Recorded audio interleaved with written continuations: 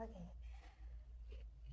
Om Swastiastu, Assalamualaikum warahmatullahi wabarakatuh. Shalom, namo buddhaya, salam sejahtera, salam kebajikan untuk kita semua.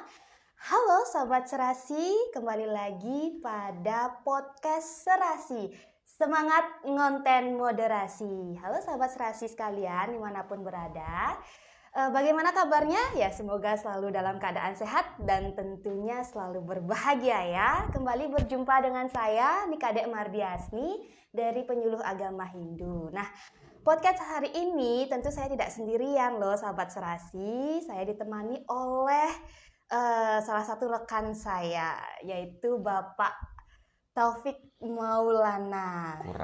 Kurang apa, Pak? Haji Muhammad. Iya, Bapak Haji, Bapak Profesor Amin, Haji. amin. Ya, doakan semuanya ya, ini kan menjadi calon profesor ya. Amin. Baik sahabat Serasi, hari ini kita menjumpai kembali sahabat Serasi KUA dan Pasar Selatan dalam acara apa Pak hari ini? Sapa penyuluh. Belum sarapan ya? Belum sarapan. Bapak gimana, sudah sarapan? Alhamdulillah. Astungkara sudah. Sudah. Ngopi sudah? Sudah. Sudah dibuatkan kopi spesial gitu ya? Pasti. Dari yang spesial. Kopinya apa Pak biasanya? Kopi hitam lah. Kopi hitam. Ya.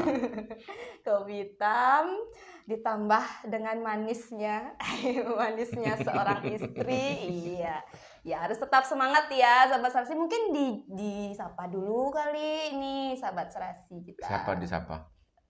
Itu. Oke. Sahabat Serasi di media sosial.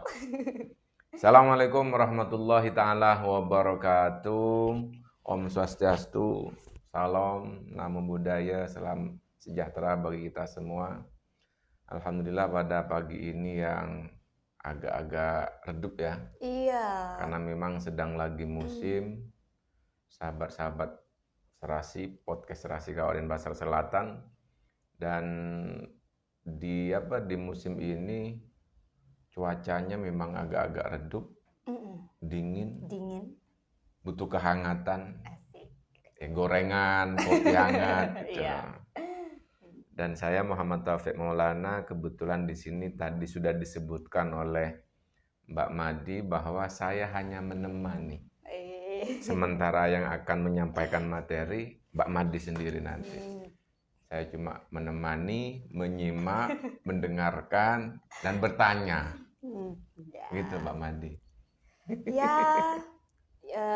Baik sahabat Serasi, jadi ya kita sama-sama hari ini akan berdialog ya. Artinya ya ditemani sekaligus juga nanti akan ada diskusi bersama Bapak Prof. Ya. Amin. Bapak Prof Taufik. Ya. Oke, Pak Taufik, langsung saja hari ini kita akan membahas tentang apa Pak di Sapa Penyuluh. Tentunya Sapa Penyuluh ini sebenarnya yang membahas kali ini tuh bukan saya. Mas Robi. Mas Robi ini Mas banyak Robi? Alasan ini. Iya, mungkin karena hujan Pak. Lah, belum ya. Mandi lah. Iya, karena banyak ngetap hujan. Iya, tapi walaupun ya Mas Robi berhalangan, tetapi kan tetap kita semangat ya. Ya, pasti harus. Tetap semangat mengisi podcast. Artinya mengisi media sosial melalui ruang-ruang dalam hal rohani ya Pak ya. Tentang keagamaan, khususnya di podcast Serasi ya, Sapa Penyuluh, inovasi, kontribusi dan inspirasi ya. Begitu. Jadi hari ini kita akan mungkin karena biar sesuai dengan cuacanya hujan redup-redup ya. Tentang apa ini Pak? Tentang apa? Tentang tadi kita sudah sharing kan ya, topiknya ini tentang penyuluh sebagai mediator kerukunan lintas agama. Betul. Iya, wah. Niki, Pak Profnya yang membuat topik. Pak Prof yang membuat topik ya.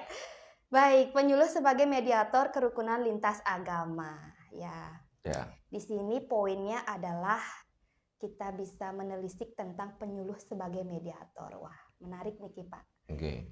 Mungkin ya, artinya sebelum kita membahas tentang ini, bagaimana mungkin secara secara gambaran, secara umumnya gitulah penyuluh sebagai mediator. Mediator. Nah, menurut Pak Taufik sendiri, bagaimana? Kok saya yang ditanya? Kan saya cuma menemani, menyimak Mbak Madi yang akan menjelaskan tentang tema penyuluh agama sebagai mediator kerukunan lintas agama. Ya, dari Pak Taufik dulu lah untuk memberikan gambaran dulu gitu kan. Apanya digambar? Mas Tony? Apanya digambar? Ada pensil gambar? Aduh, bercanda aja nih Pak Prof ya. Oke, penyuluh sebagai mediator Pak. Bagaimana menurut pandangan Bapak tentang penyuluh sebagai mediator? Oke, sebelum kita membahas kita Iya, seruput dulu. Seruput dulu. Iya. Kopinya seruput dulu. Oke. Kopi podcast Serasi. Ya. Mantap. Bukan diseruk, ditiup. Oh, ditiup sih. Iya. Oke, Mbak Madi, tentang penyuluh agama sebagai mediator kerukunan lintas agama ini memang menjadi tugas utama. Ya.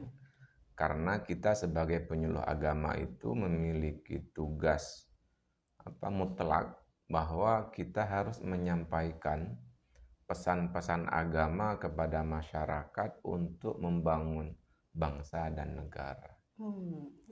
Jadi setiap pesan-pesan agama yang kita sampaikan itu harus benar-benar bisa membangun bangsa dan negara. Jangan sampai pesan-pesan agama yang kita sampaikan malah merusak kerukunan. Iya. Begitu Mbak Madi. Jadi kita sebagai penyuluh tugasnya itu. Apapun materi yang kita sampaikan tidak boleh memberi kesan kepada masyarakat karena beda agama kemudian bermusuhan, pecah belah, berselisih. Nah, tugas kita Mbak Madi sebagai penyuluh agama, setiap kita ngisi di majelis taklim, di tempat-tempat ibadah, di forum atau komunitas, yaitu sebagai mediator kerukunan antar umat beragama. Yang paling penting itu ketika ada konflik misalnya antar umat beragama. Nah, peran penyuluh di mana? Kita harus bisa memahami konteksnya, konteks masalahnya apa. Kok bisa terjadi konflik antar umat beragama? Kalau sudah mengetahui konfliknya, apa letak permasalahannya, maka kita akan bisa memberi solusi yang terbaik. Jangan sampai ketika ada masalah kita langsung megang mic berceramah, menyampaikan pesan-pesan agama, itu keliru. Makanya dalam tugas penyuluh agama itu kan ada edukasi, ada advokasi, terus ada juga administrasi dan lain sebagainya. Nah, sebagai mediator ini kita dalam tugas ini adalah advokasi. Jadi penyuluh itu tidak hanya sebagai informan saja, memberikan informasi saja, tapi juga bisa memberi advokasi kepada masyarakat, pengacara lah. Membentengi konflik yang terjadi. Jadi penyuluh itu juga pengacara. Sesuai dengan jas yang begitu Mbak Madi. Oke, ya jadi. Ya. Kalau Mbak Madi sendiri gimana? Ya, jadi. Saya sudah ngasih gambaran, ya kan. Mbak Madi melanjutkan, gimana? Oke, ya mungkin saya di sini bukan berarti ya menggurui, ingin sekedar sharing begitu ya, rekan-rekan sahabat Serasi dimanapun berada. Artinya di sini saya belajar, arti sharing juga dari pengalaman dan juga dari apalagi saya juga termasuk sebagai penyuluh ya, walaupun saya baru sebagai penyuluh ya. Baru kapan? Baru ya, baru lah. Berarti kan masih bulan madu. Ya, baru masih ya masih penjajakan gitu, masih masih belajar, tentunya masih sangat-sangat belajar. Di sini ya penyuluh ya sebagai mediator kerukunan ya. Mediator itu kan seperti yang tadi sudah disampaikan oleh Pak Taufik ya, itu berkaitan dengan bagaimana peran penyuluh ya. Iya. Mediator, kalau menelisik dengan kata mediator itu kan seperti ya perantara begitu Pak ya. Agen juga termasuk ya sebagai mediator. Agen berarti kan ya agen of change. Bagaimana peran penyuluh membawa, tidak hanya penyuluh itu kan biasanya dianggap juru terang gitu, juru penerang, tapi juga bisa membawa perubahan. Membawa perubahan di tengah-tengah masyarakat gitu kan, dari berbagai perbedaan yang terjadi. Inilah akan menciptakan ini sesuai dengan topik kerukunan. Kerukunan itu kan bagaimana menciptakan sesuatu sikap, artinya hubungan timbal balik, sehingga harus ada hubungan untuk bersepakat, untuk menerima, menghadapi dan menghargai perbedaan itu sendiri gitu. Apalagi kalau kita melihat yang namanya ya kita di Indonesia ya kan gitu Pak, dengan berbagai macam suku, agama, ras, budaya. Di sini aja di Denpasar Selatan pasti juga memiliki banyak yang ya keragamaan. Ya buktinya sekarang ini kan. Iya. Saya Muslim, Mbak Madi Hindu, operatornya Kristen. Biasanya berdiri di depan mimbar. Ini berdiri di belakang layar ini. Itu udah biasanya berdiri di belakang. Nah itu apa ya? Penyuluh itu memang multi talent. Iya, multi talent. Bisa megang mic, bisa juga megang kamera. Iya. Ya itulah, jadi itu seperti keberagaman multikultural ya peran penyuluh juga ibaratkan agar bisa juga berperan seperti itu, bisa di tengah-tengah budaya yang berbeda, di tengah-tengah agama yang berbeda. Jadi di tengah-tengah, artinya ya sepakat dengan apa yang disampaikan Pak Taufik, kita sebelum memberikan penyuluhan kita harus tahu dulu bagaimana kondisi yang terjadi di masyarakat begitu, karena ya kembali seperti tugas fungsi penyuluh kan secara garis besarnya ya sebagai fungsi memberi informasi, edukasi, konsultatif juga termasuk. Konsultatif artinya konsultasi juga sebagai mediator untuk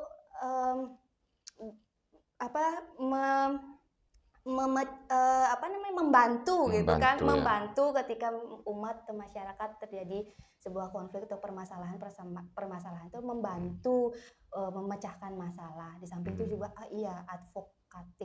advokasi artinya sebagai benteng di masyarakat, artinya tonggak utamanya begitu. Jadi ya memang ya kalau berbicara kerukunan ya pasti ya memang tidak mudah, tapi inilah artinya itulah peran penting sebagai penyuluh gitu.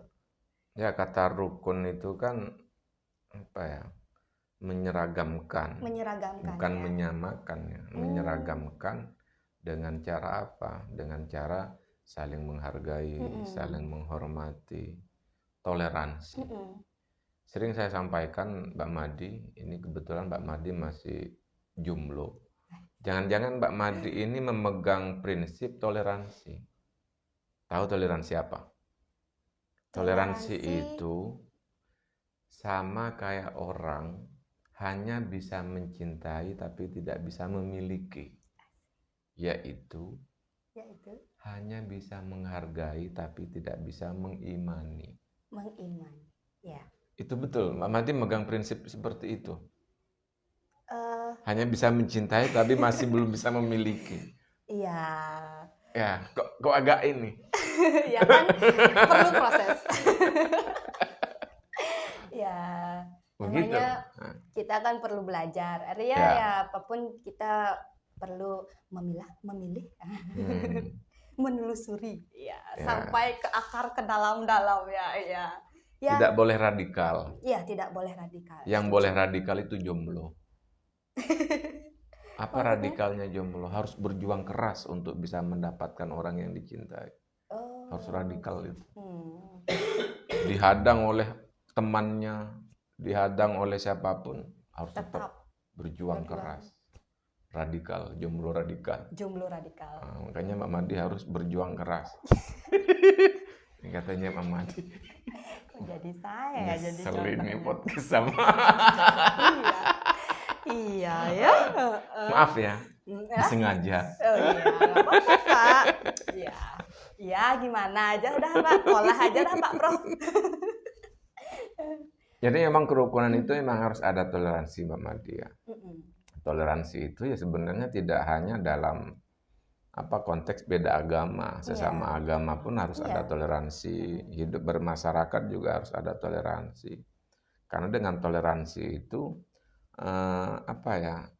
yang awalnya ruwet, banyak masalah agak sulit untuk diselesaikan, dengan prinsip toleransi itu ya bisa diselesaikan dengan cara yang baik.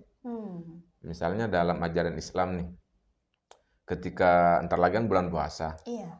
Puasa itu kan hukumnya wajib.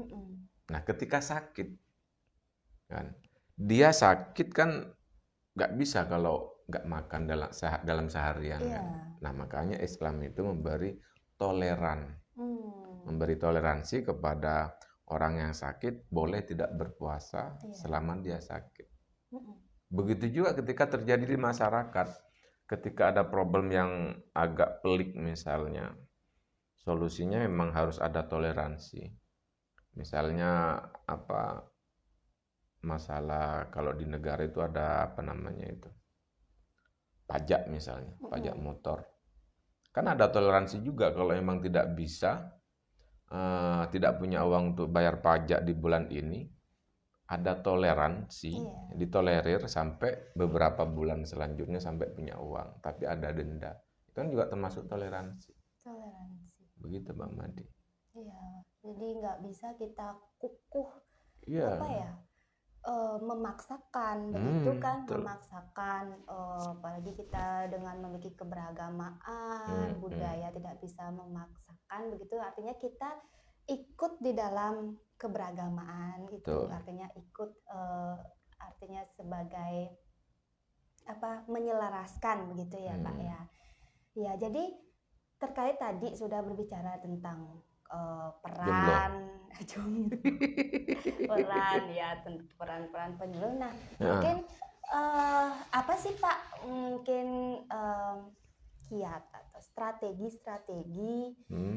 yang bisa diterapkan artinya sebagai penyuluh dalam penyuluh sebagai mediator kerukunan, apa yang bisa dilakukan strategi di masyarakat gitu? Nah, strateginya tadi sudah saya sampaikan itu. Yang pertama harus memahami konteks masalahnya. Karena dengan memahami konteks masalahnya itu kita punya strategi. Contohnya seperti apa? Misalnya, mohon maaf, misalnya ada di masyarakat masalah tidak boleh melakukan kegiatan rame-rame, masalah kegiatan keagamaan misalnya. Nah, peran penyuluh di mana? Misalnya ada masyarakat datang ke kita, ini saya mau mengadakan kegiatan, tapi tidak diperbolehkan, dilarang. Nah, itu dipelajari dulu. Jangan langsung mendatangi orang yang melarang, lalu kita ceramahi misalnya, kita ambil mic, kita ceramahi. Itu keliru. Kita harus cari apa masalahnya. Sering saya jumpakan masalah-masalah seperti ini. Ternyata masalahnya itu setelah dipelajari, antara orang yang mau membuat kegiatan dengan orang-orang sekitar itu tidak ada komunikasi, tidak ada interaksi. Iya, itu yang menjadi kan? miskomunikasi jadinya. Makanya kalau kita sudah memahami masalahnya, kita bisa memberi solusi. Misalnya, coba Bapak datang ke orang-orang, silaturahmi, komunikasi, interaksi yang baik. Atau kalau misalnya ada kegiatan-kegiatan di luar rumah Bapak, misalnya komunitas Bapak, itu dibantu, saling gotong royong, gitu. Jadi memang harus benar-benar dipahami, biar kita tidak salah ngasih solusi. Sama kayak dokter, kan Iya. ditanya dulu keluhannya gimana gitu. Baru obatnya ini. Nah, kita sebagai penyuluh bisa seperti itu. Jangan sampai salah memberi obat kepada masyarakat. Yang awalnya akan merukunkan, kok malah menjadi lebih kacau misalnya. Begitu Mbak Madi. Iya. Jadi, Strateginya strateginya itu strategi mutlak, itu harus benar-benar memahami apa letak permasalahannya, harus benar-benar memahami. Begitu juga kita memberi materi-materi penyuluhan di masyarakat, itu harus disesuaikan dengan apa audiennya. Iya. Jangan sampai materi yang kita berikan tidak nyambung, apalagi tidak dibutuhkan oleh masyarakat. Iya, nah itu. Ya kan? Itu sebenarnya ya saya sepakat sih Pak, karena saya kan juga ya masih belajar juga sih Pak. Di sini yang menjadi tantangan ya jujur saja yang menjadi tantangan saya, mungkin juga penyuluh yang lainnya, tapi saya sendiri merasakan banget sih Pak tentang kebutuhan dari masyarakat itu. Jadi masyarakat kita harus benar yang seperti yang disampaikan oleh Pak Taufik, menelusuri dulu apa sebenarnya apa 5W1H itu apa, bagaimana, mengapa, di mana itu di dalam masyarakat itu sebelum kita memberikan penyuluhan, karena kita memiliki konsep ini belum tentu bisa secara idealis kan ya kita membawa idealis atau ini tentang kerukunan, tentang ini secara teori mungkin kan artinya secara pengalaman, tapi kalau masyarakat masih kayak kurang dibutuhkan itu kan sama aja artinya ya belum mengena gitu ke masyarakat. Jadi harus perlu tahu gimana sih karakter gitu kan. Iya, makanya kan tugas pertama kita itu sebagai penyuluh mendata masyarakat. Iya. Ya kan? Mendata masyarakat. Setelah mendata kita mapping. Gitu. Jangan sampai orang butuh resep masakan soto, malah kita ngasih resep masakan sate. Nah, kan keliru itu. Iya, benar sekali. Saya juga ya pengalaman saya Pak kemarin juga di lapas. Ya, gimana? Saya memberikan artinya bimbingan penyuluhan ya begitu di lapas. Jadi mungkin ya kebutuhan apa namanya masyarakat gitu, ibu di lapas itu mungkin tidak membutuhkan bimbingan secara ceramah gitu, tapi harus ada kayak memang kita perlu seperti talent gitu, berdrama biar jadi suasananya asik gitulah, artinya dapat juga diterima, artinya apa namanya dari segi materi tapi juga bisa bermanfaat gitu dalam hal pengalaman, artinya bisa diterapkan dalam kehidupan sehari-hari gitu. Jadi memang kita harus melek, yang memang benar-benar melek dengan bagaimana sesungguhnya kehidupan di masyarakat sehari-hari itu gitu. Iya, namanya juga media. Iya, media ya. Namanya juga sebagai mediator, maka kita harus bisa menjadi media. Iya. Namanya media itu banyak, ya kan? Bisa tadi menggunakan ceramah, bisa menggunakan seni, ya. bisa dengan menggunakan drama atau apapun. Ya juga mediator. Iya. Begitu, Madi. Harus bisa menjadi semua media. Penyuluh ini kan dikenal dengan apa ya? Aparat negara yang harus serba bisa. Dituntut harus serba bisa. Masyarakat butuh apa, kita harus siap.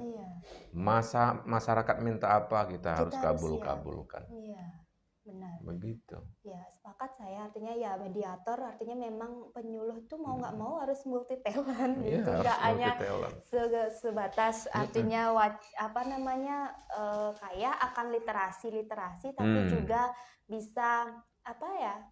Ya seperti bagaimana seni kita dalam komunikasi di masyarakat itu bisa dalam bentuk media, bahkan juga di media sosial ya sekarang kan banyak penyuluh menggaungkan apa penyuluhannya melalui media sosial itu sangat luar biasa sekali sih gitu. Nih termasuk Bapak ini juga narasumber kondang saya ini sedang melanglang buana. Ya jadi sangat luar biasa sekali ya. Jadi itu mungkin strategi gitu Pak ya, artinya strategi kita memang harus perlu yang pertama memahami dulu isu yang terjadi, kemudian Yang kedua, bagaimana kita memahami kebutuhan-kebutuhan masyarakat itu. Betul, harus bersama. Terus kalau dari strategi itu mungkin apa Pak upaya yang bisa dilakukan? Misalnya kayak kegiatan apa yang bisa dilakukan? Bentuk dalam- kegiatannya bentuk ya. kegiatannya itu. Ya bentuk kegiatannya ya macam-macam. Sebenarnya kita harus banyak silaturahmi, kunjungan, ya kan, sebagaimana yang sering dilakukan oleh teman-teman itu. Kunjungan, silaturahmi, dan membuat majelis binaan. Kan ada majelis binaan khusus, ada majelis binaan umum, tergantung kondisi masyarakat. Nah, itu yang harus kita lakukan sebagai bentuk bentuk kegiatan kita dalam memberikan penyuluhan kepada masyarakat. Jadi yang pertama kan kita diberi tugas untuk mendata. Setelah didata kita buat majelis binaan. Setelah buat majelis binaan kita buat program kegiatan. Nah, dari program kegiatan itu tergantung kan kita itu kalau di penyuluh agama Islam itu ada beberapa bidang. Ya kan, ya diantaranya yaitu kerukunan antar umat beragama, kemudian buta aksara Al-Quran, kemudian peduli kepada lingkungan, itu diantaranya. Tergantung, kalau saya bidangnya memang kerukunan umat beragama. Makanya beberapa literasi saya itu lebih banyak membahas tentang kerukunan antar umat beragama. Dan kebetulan saya menjadi, ini dicatat ya sebagai inspirasi ya, dicontoh ya. Kok saya yayain aja nih nanti.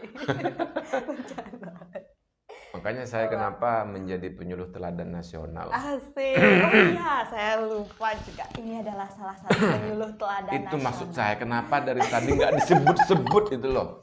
Ya saya mencari momen Pak. Saya telusuri dulu ini gimana sih progres penyuluh asik. Penyuluh teladan seberapa sih? Asik. Juga didukung oleh orang. Oh, itu. gitu. Iya.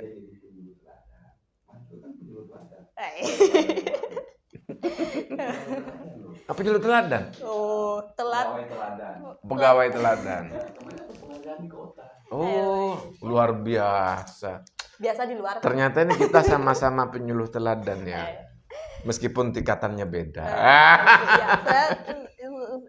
Saya tingkatan Pak, tapi sudah tingkatan. Tapi kan sama-sama memiliki kontribusi yang nyata di masyarakat. Iya, Tungkara Pak. Ya, artinya ya begitulah yang namanya kerja sebagai penyuluh, kerja di lapangan ya. Iya, kerja seperti bersepeda kita ya, sambil healing gimana mengikuti rule-nya di masyarakat gitu kan.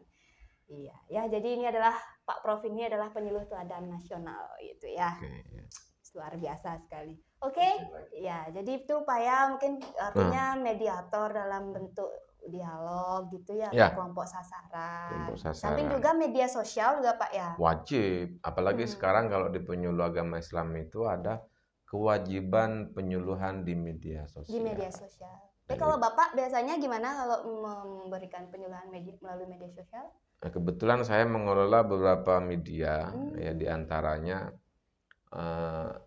pertama itu saya waktu di pondok memang sudah aktif di media sosial tahun 2013. 2013 itu saya sudah aktif memang di media sosial, dari media si berdakwah, kemudian aktif di media-media keislaman. Nah, waktu di Bali saya membuat media Aswaja Dewata. Aswaja, mohon maaf. Aswaja Dewata. Bukan Asyhadu Dewata ya. Aswaja Dewata. Luar biasa sekali. Ya, kontennya tentang apa, Pak?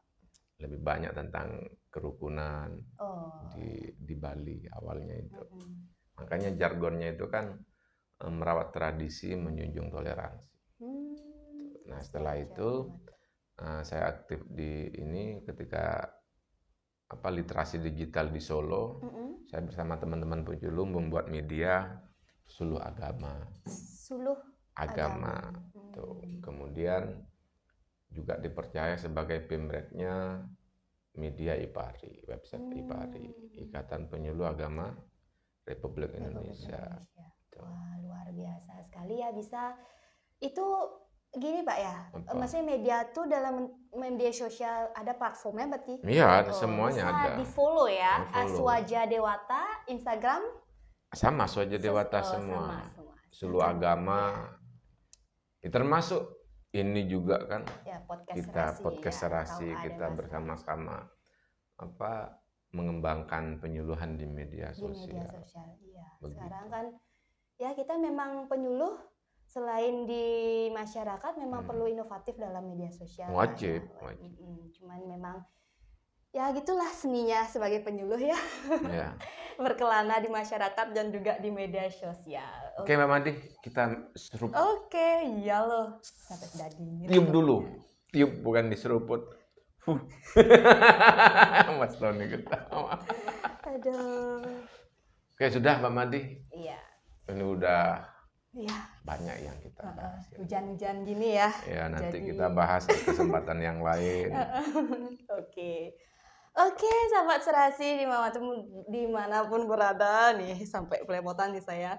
Baik, demikian yang dapat kami sampaikan melalui dialog hangat ya di hujan-hujan hari ini ya. Semoga bermanfaat untuk sahabat serasi dimanapun berada.